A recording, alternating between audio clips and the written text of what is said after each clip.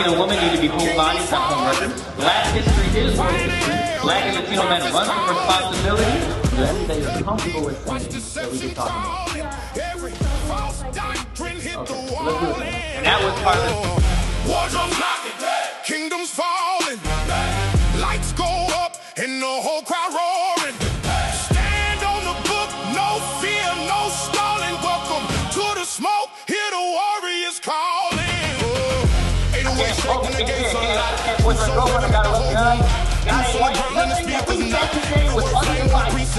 the scriptures slide, everybody talk to the smoke, get high, then the whole room free. When the facts get fired.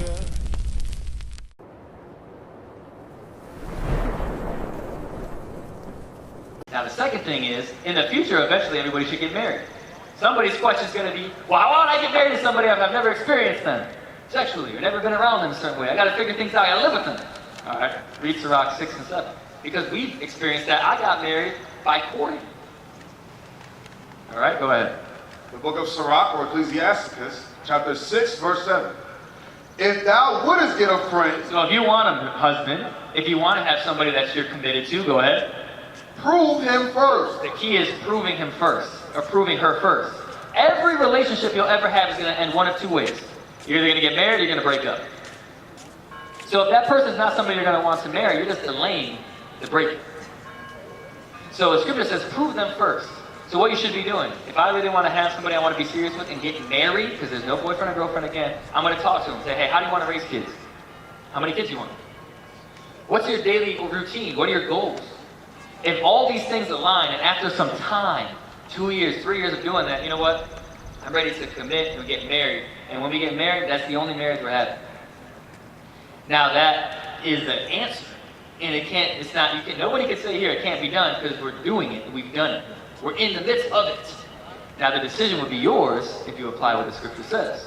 So my counter to your dealing with sins is because you haven't been totally pushed, educated, or exhorted to do those things.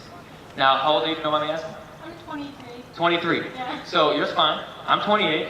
28, 29. 28. 28. Matthew's 20. We have how old is Sav? This is Sav. What's the kid's wife? 25. Yeah, Sav 25. She had a baby. Yeah, he got married at 19. I got married at 21. So my point in going around the room and saying that is that the pressure you feel externally here is not real. If you come around a different circle, you'll be exhorted to be more chaste, to be more modest, and you'll be able to have somebody that will actually take care of you for who you are and not take advantage of you because on the campus, there's a lot of people that can take advantage of your body.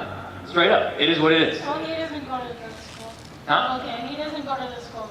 Well, either way, he's able to have fornication with you without the responsibility of marriage. He's still taking advantage of you. Yeah. That's the point. Yeah. Right? And that's what we, as a community, do not tolerate. And so there's an answer for you. The question is, as I said before, are you going to rely on what the scripture says, or are you going to do your own thing? Because James 4 and 17 is this. Go ahead.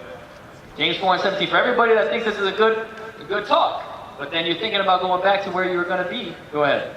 The book of James, chapter 4, in verse 17.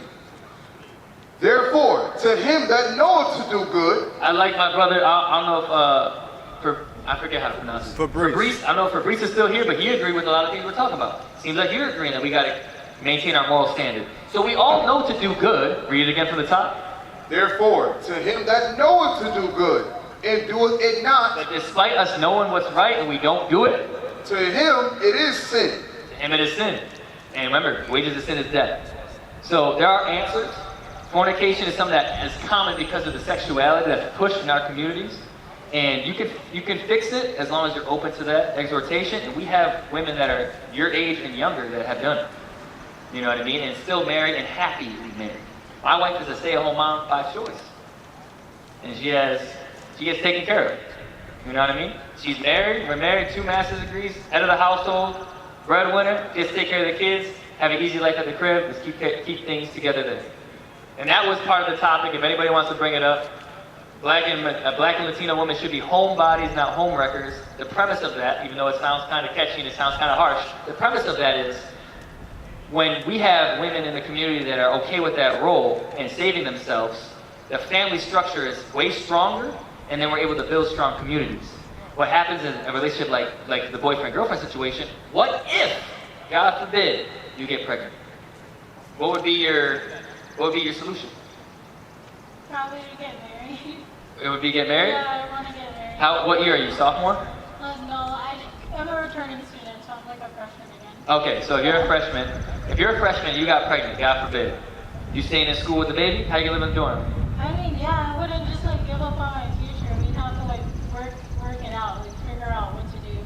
You wouldn't be staying on campus. So then that means you're gonna have an extra financial constraint because somebody's gonna have to live off campus and take care of your bills. No longer gonna be covered by Pell Grants and stuff. My point is this, I'm not trying to drill down on that situation. My point is that one decision changes lives, and we've normalized it so much that we're okay with our sisters being in that position, and we shouldn't. And that's why it's better to be home bodies than home wreckers, because in that context, we'd be wrecking that child's home. That home would be unstable.